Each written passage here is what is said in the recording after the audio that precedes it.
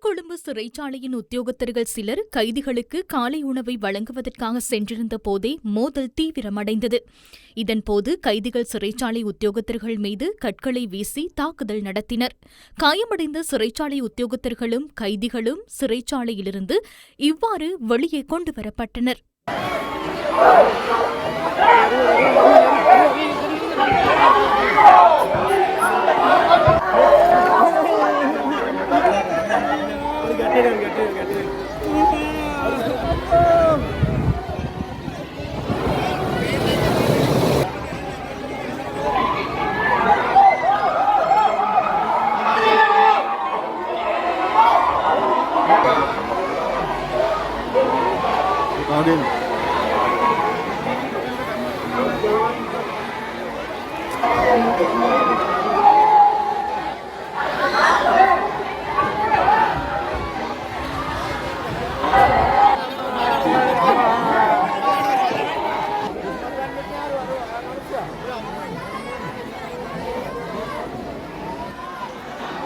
අද දින උදේවරුවේ නිලධා වන්දනාගාර නිලධාරීන් විසින් ඔවුන්ට උදෑසන ආහාරය ලබා දීමට இன்று காலை சிறைச்சாலை உத்தியோகத்தர்கள் கைதிகளுக்கு காலை உணவு வழங்க சென்றிருந்த போது அவர்களுக்கு இடையில் மீண்டும் மோதல் ஏற்பட்டது.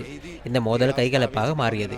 இதன்போது அங்கிருந்த சிறைச்சாலை உத்தியோகத்தர்கள் நிலைமையை கட்டுப்பாட்டுக்குள் கொண்டு வருவதற்கு முயற்சித்தனர். நிலைமையை கட்டுப்படுத்த முயற்சித்த உத்தியோகத்தர்கள் மீதும் கைதிகள் குழு ஒன்று தாக்குதல் நடத்தியுள்ளது. தாக்குதலுக்கு உள்ளான உத்தியோகத்தர்கள் சிறைச்சாலையின் பிரதான நுழைவாயிலை நோக்கி சென்றபோது கைதிகள் அவர்களுக்கு பின்னால் துரத்தி சென்று அவர்களை தாக்கியுள்ளனர். கைதிகள் நுழைவாயிலை உடைப்பதற்கு முயற்சித்தனர். இதன்போது அங்கிருந்த சிறைச்சாலை உத்தியோகத்தர்கள் கைதிகளின் நுழைவாயிலை உதைப்பதை தடுப்பதற்கு அவர்களை அங்கிருந்து கலைப்பதற்கும் முயன்றனர். அவர்களை அங்கிருந்து அப்புறப்படுத்த முயற்சித்த சந்தர்ப்பத்தில் அங்கிருந்த பெருந்திரளான கைதிகள் மீண்டும் சிறைச்சாலை உத்தியோகத்தர்கள் மீது தாக்குதல் நடத்த முயற்சித்தனர். அந்த சந்தர்ப்பத்தில் எமது ஏனைய சிறைச்சாலை உத்தியோகத்தர்களின் ஒத்துழைப்புடன் குறைந்தபட்ச பலத்தை பயன்படுத்தி நிலைமையை கட்டுப்பாட்டுக்குள் கொண்டுவர நடவடிக்கை எடுக்கப்பட்டது.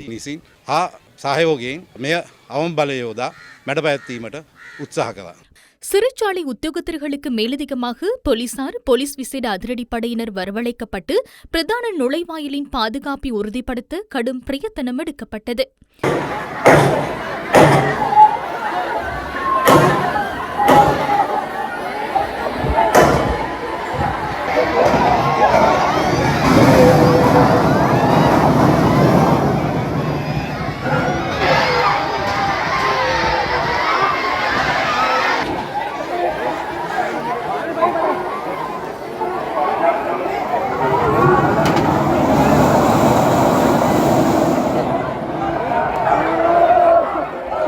சிறை கைதிகளின் உறவினர்களும் அங்கு கூடி அமைதியற்ற முறையில் செயற்பட்டதால் நிலைமை மேலும் மோசமடைந்தது.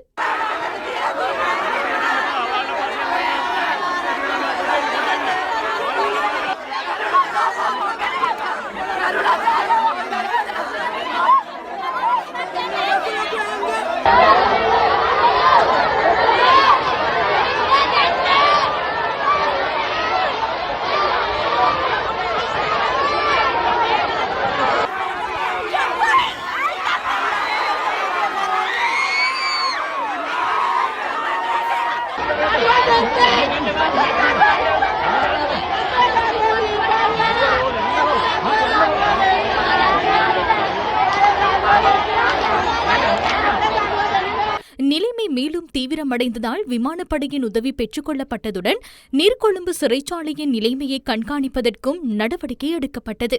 இதற்காக பெல் 412 ரக ஹெலிகாப்டர் மற்றும் விமானப்படையின் ட்ரோன்கள் பயன்படுத்தப்பட்டன.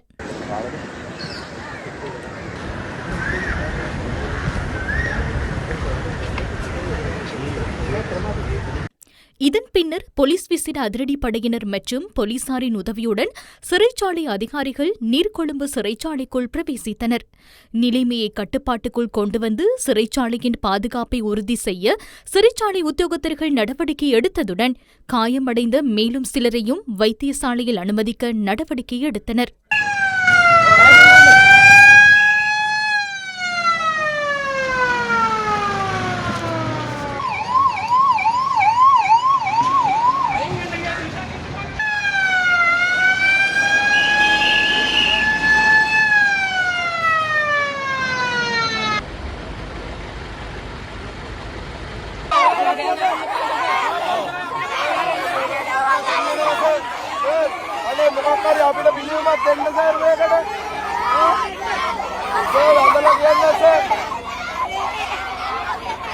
அதன் பின்னரே நீர்கொழும்பு சிறைச்சாலையில் உள்ள கைதிகளை வேறு சிறைச்சாலைகளுக்கு மாற்றுவதற்கு நடவடிக்கை எடுக்கப்பட்டது. சிறை கைதிகளின் உறவினர்கள் தலையிட்டமையால் இதன்போதும் பதற்றமான நிலைமை ஏற்பட்டது.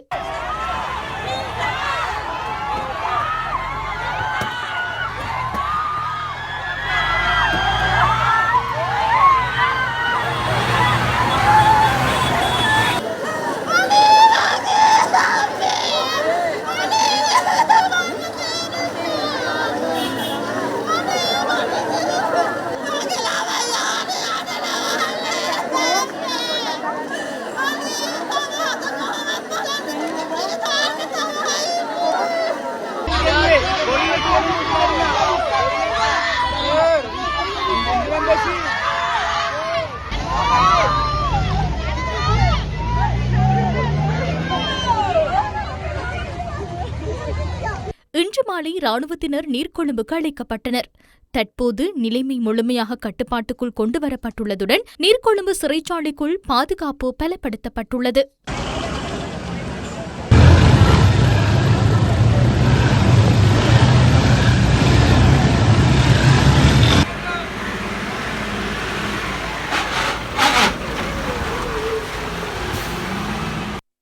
நீர்கொழும்பு சிறைச்சாலையில் ஏற்பட்ட அமைதியின்மை தொடர்பில் நாங்கள் விரிவாக பார்க்கின்ற பொழுது மிக முக்கியமாக சிறைச்சாலையிலிருந்து போதைப்பொருள் கடத்தல் தொடர்புடைய அதேபோன்று திட்டமிட்ட குற்ற செயல்களுடன் தொடர்புடைய 2 கைதிகள் குழுக்களுக்கு இடையிலே ஏற்பட்ட அமைதியின்மை காரணமாக பல உயிர்கள் பறிபோயிருக்கின்றன. இந்த நீர்கொழும்பு சிறைச்சாலையினுடைய அமைவிடம் அதேபோன்று சிறைச்சாலைக்குள்ளே நடந்த விவரங்களை நாங்கள் விரிவாக பார்க்கலாம். நீர்கொழும்பு சிறைச்சாலையினுடைய புகைப்படத்தை அல்லது படத்தை செய்மதி ஊடாக பெற்று முப்பரிமாணமாக மாற்றுகின்ற பொழுது இவ்வாறான ஒரு அமைப்பு நமக்கு வருகிறது. இப்போது இந்த அமைதியின்மை சம்பவம் இடம்பெற்ற விடயங்களை பார்க்கலாம். குறிப்பாக சிறைச்சாலையினுடைய நுழைவாயில் பகுதி இங்கே காணப்படுகிறது. இந்த சிறைச்சாலையின் அண்மித்த பகுதியிலே பெரும் சுவர் ஒன்று காணப்படுகிறது. இன்னும் ஒரு பக்கத்திலே கலப்பு காணப்படுகிறது. கடற்பகுதியும் காணப்படுகிறது. இவ்வாறுதான் சிறைச்சாலையினுடைய அமைவிடம் காணப்பட போகிறது. இதிலே குறிப்பாக இந்த அமைதியின்மை இடம்பெற்றது சிறைச்சாலையினுடைய நுழைவாயில் பகுதியில். நுழைவாயில் பகுதியில் இடம்பெறக்கூடிய இந்த காட்சிகளை நாங்கள் பார்த்தது சிறைச்சாலையை அண்மித்திருக்கக்கூடிய விக்டோரியா நினைவு தூபி, அதே போன்று மிக முக்கியமான தேவாலயம் ஒன்று காணப்படுகிறது. இதற்கு இடைப்பட்ட பகுதியில் சிறைச்சாலையினுடைய நுழைவாயிலை பார்க்கின்ற பொழுதுதான் இந்த காட்சிகள் கிடைத்தன. அதுதான் நாங்கள் செய்திகளிலே பார்த்த இந்த அமைதியின்மை தொடர்பான காட்சிகளாக காணப்பட்டன. இப்போது உள்ளே என்ன நடந்தது என்று பார்க்கலாம். இந்த சிறைச்சாலையினுடைய இந்த சிறிய பகுதி தான் பெண்கள் கைதிகளாக தடுத்து வைக்கப்பட்டிருக்கக்கூடிய பகுதி. பெரும்பகுதியாக இருக்கக்கூடிய இந்த சிறைச்சாலையினுடைய சிறைக்கூடங்கள் ஆண்கள் தடுத்து வைத்திருக்கக்கூடிய பகுதிகளாக காணப்படுகிறது. பொதுவாக இந்த 2 நீண்ட கட்டடங்களுக்குள்ளே இரவு நேரங்களிலே கைதிகள் தடுத்து வைக்கப்படுவார்கள். அவர்கள் சிறைக்கூடங்களிலே தடுத்து வைக்கப்படுவார்கள். ஆனால் நேற்றைய நாளை பொறுத்தவரையிலே அமைதியின்மை தொடர்ந்ததன் காரணமாக இவர்கள் தடுத்து வைக்கப்பட்டிருக்கவில்லை. இந்த நிலைமையில் இன்று காலை இந்த கைதிகள் அமைதியின்மையை ஏற்படுத்தக்கூடிய மனநிலையிலே செயற்பட்டிருக்கிறார்கள். இதன்போது நுழைவாயில் வழியாக உள்ளே சென்ற அதிகாரிகள் மீது தாக்குதல் நடத்தப்பட்டிருக்கிறது. எனவே இந்த அமைவிடத்தின் அடிப்படையிலே உள்ளே சென்று அதிகாரிகளை மீட்பதற்கான வாய்ப்புகள் குறைவாக இருந்ததன் காரணமாகத்தான் மீட்பு பணிகளிலே தாமதம் ஏற்பட்டிருந்தது. எவ்வாறாயினும் நுழைவாயில் பகுதியில் பெருமளவான கைதிகள் ஒன்று சேர்ந்து மிக குறுகிய எண்ணிக்கையிலான அதிகாரிகள் மீது தாக்குதல் மேற்கொண்டிருந்தனர். இதன்போது தாக்குதலினால் காயமடைந்தவர்கள் வைத்தியசாலையில் அனுமதிக்கப்பட்டார்கள். இந்த வடிவமைப்பு அல்லது சிறைச்சாலையினுடைய கட்டமைப்பு மீட்பு பணிகளின் தாமதத்தில் ஒரு செல்வாக்கு செலுத்துகிறது. போதைப்பொருள் மற்றும் திட்டமிட்ட குற்றச்செயல்களில் ஈடுபடும் சுரேஷ் புஷ்பகுமார் என்பவரே இந்த மோதலுக்கு காரணமாக அமைந்தமை இதுவரை முன்னெடுக்கப்பட்ட விசாரணைகளில் தெரியவந்துள்ளது. அவர் சிறைச்சாலைக்குள்ளிருந்து முன்னெடுத்த ரகசிய போதைப்பொருள் கடத்தல் தொடர்பில் மற்றொரு கைதிகள் குழுவினர் அதிகாரிகளுக்கு தகவல் வழங்கியதாக தெரிவித்து அவர்கள் மீது தாக்குதல் நடத்தியமையே இந்த மோதலின் ஆரம்பமாகும். சுரேஷ் புஷ்பகுமார் தற்போது பூசா சிறைச்சாலையில் தடுத்து வைக்கப்பட்டுள்ள ப்ரூ மோனா எனப்படும் வர்ண ரங்க என்ற திட்டமிட்ட குற்றச்செயல்களில் ஈடுபடும் குற்றவாளியுடன் நெருங்கிய தொடர்புகளை கொண்டிருந்தவர் என போலீசார் தெரிவிக்கின்றனர்.